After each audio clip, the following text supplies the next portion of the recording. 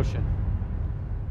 I dreamed of chopping heads off like every battle rapper has, capturing the glories leading all the way to Alcatraz, dreaming of that gas mask trophy and that silver chain until I hit a bottom with my bottle and I went insane. It started out at parties, ciphered locally for vent rage until my appetite for fame brought me to a bigger stage. Surrounded by the blurs of faces roaring like hyenas, zoning out in clouds of reefer under lights of the arena. Had the legends round the fresh coast saying he's an animal.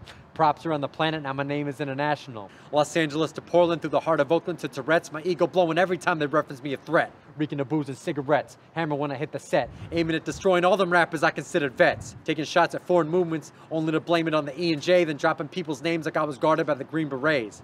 I needed adulation, starving armies of fanatics, drawn to marvel in my classic bouts regarding me a savage. I needed to be champion, leader of the pantheon, staring out a void atop a mountain of medallions. But then as quick as stars fade, I let the bottle burn me, and new battlers emerge to flip my planet topsy-turvy. And fans abandoned me to see them rumble in the limelight and shine bright while I played the shadow in the fight night. A wash-up, seeing his name vanish from the flyers, who'd hit the bar cause he didn't have the heart to get up in the cipher. I see that velvet rug unfurl into an underworld where I'd fucking hurl in toilets, cursing all the drugs and girls. Stayed intoxicated, prayed to get to the top. Panicking, scribbling bars between the pills that I pop. Penciling pathetic punches, getting killed by the clock. Feeling like a failure at the only thing that I got. With other rappers getting viral, I was bitter in denial. Chased that fucking dragon down through that descending, spinning spiral. Wish they blast me with a cannon for the ban me from the industry. Or hang me, put an end to me. Bash me out my misery. Erase me out of cyberspace for acting off the wall for fame. Snap my Polaroid, tape that photo in the Hall of Shame.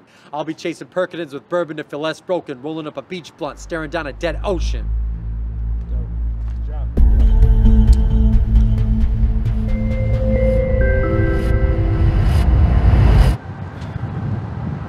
It begins in the turmoil of a world inflicted with insomnia and pain, all the problems of the day crushing the collective conscious with the weight, until their sleepless nights had become a chronic plague and nothing known could fix it, no matter what the doctors say. Until they heard a legend of a dreamer who knew the planet's thoughts. As he slept away the days in a lucid trance of God, he was connected at the root, eating the fruit the branches brought, and could elucidate solutions from a truth that man forgot.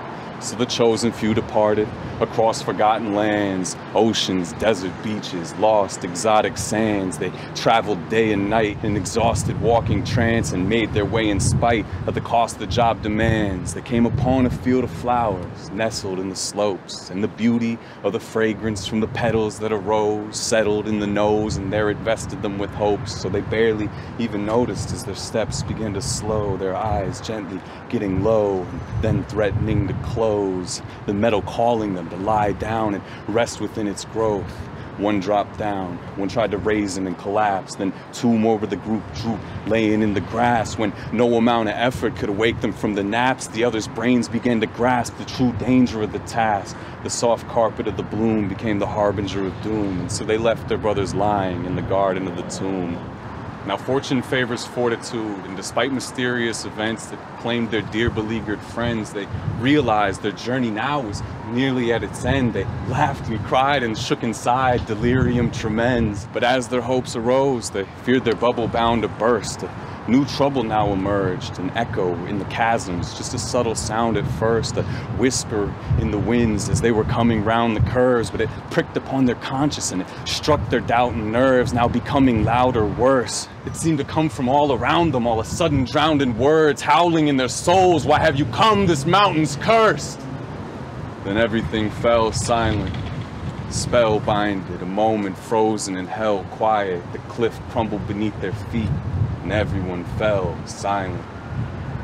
Only two survived, and their luck was death-defying, all their senses crying, almost dumb and deaf and blind, but something somehow kept them trying. They followed the only path that their stumbling steps could find, making their way towards the peak, the summit stretching high until there was nothing left to climb.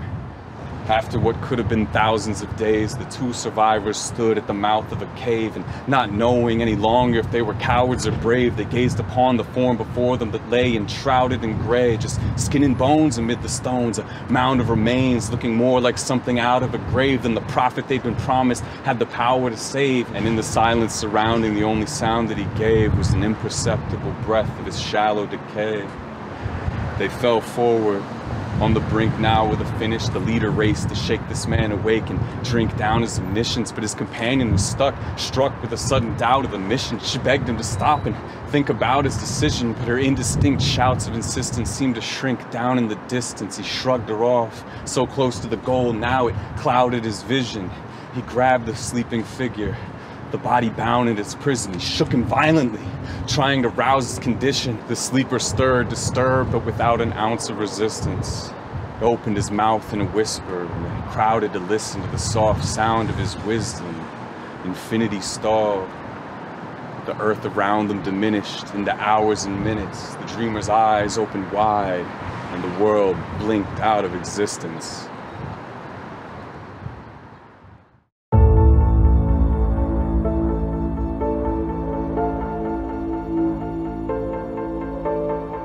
Rehab journal entry number 2.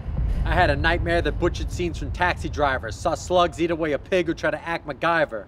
A mango cider sipping wet brain with a mask of iron jumped back into the flames after setting his vodka flask on fire. Me in my late 50s burnt face with a mullet, looking like a werewolf killing myself with silver bullets. I woke up in chills feeling like I had a burning heart. Walked over to the couch where the astronaut was playing Perfect Dark. A white rapper would say the day he stopped shooting tars, today Lord Jamar calls him hip-hop's Kareem Abdul-Jabbar. Reminisced on a bomb threat he'd made from his next till the night he tore through a mini-fridge like Denzel in Flight. A dentist who'd hawked his Plymouth Prowler for pills and powder said Smirnoff almost made him bite his older brother's ears off. He rambled about war zones he made at party towns. Said his sponsor had been sober since they tore the Stardust down with spit 'em coats like dream like a king.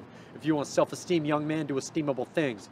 And the way creatures of our kind hide, and I'll bring in Dr. Jekyll back. A Texan schizo woman with tattoos like Christy Mack rocked back and forth listening for her hairy chest to beat, mouth watering for that script long as a CVS receipt. An hour later, after group, the skinhead bitchin' that Kendrick won a Pulitzer was yelling at the TV, calling Wolf Blitzer a bullshitter. Wishing he could kill him with his own blade, screaming the feds wouldn't find his knife. He ain't no idiot like OJ. I sat alone at the lunch table, craving a Modelo, opened up my old notebook, sipping an espresso, looking at pictures that I'd drawn of politicians dead on raspberry fields, a Jack fucking Jill on Hamburger Hill, the baby lyrics over sketches of cannibalized toddlers, Dracula-type monsters, lured to the dark side like Anakin Skywalker, starry-eyed Port Mars Volta laughing at flying saucer stories I've written at how it exploded, hammering off 9 bombers, roared through the MGM backpacks with a line loggers, left a silver stake to scour the planet to find copper, felt like gold drinking Bud Light Platinums like waters and out of my element, just trying to be daddy to my daughter.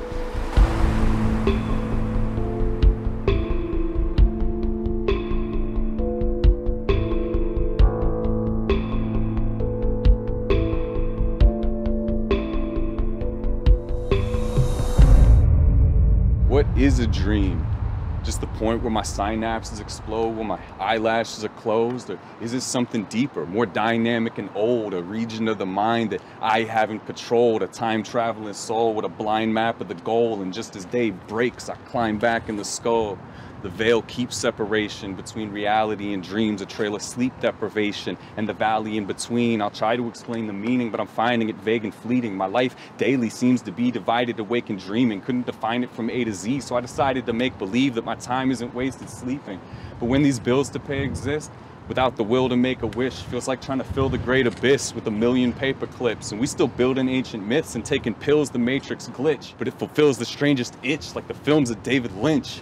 In that corner of the mind where I pile forgotten dreams, an entire prophecy inscribed in Mayan pottery, afflicting my autonomy with this violent odyssey. I learned it biologically, burned a pile of autumn leaves, and now the fire walk with me. Borges and Murakami, ordained Illuminati, portrayed a human body in doorways that loom ungodly. More latent cerebral feelings, ornate as cathedral ceilings, or angels revealed as demons, forsaking the people's healing. Pour faith into evil beings, just hoping for the moment my war pain will conceal the bleeding. This is the battle cry music of the rapid eye movement. A dissatisfied student when all these passers-by truant, just trying to pattern my blueprint on a magic I imagine I ruin. But I'm just another monkey with fire trapped in his head, waiting on a Promethean rise back from the dead or some other climactic event. I must have misunderstood what the time traveler said. He told me follow my dreams, and I climbed back into bed.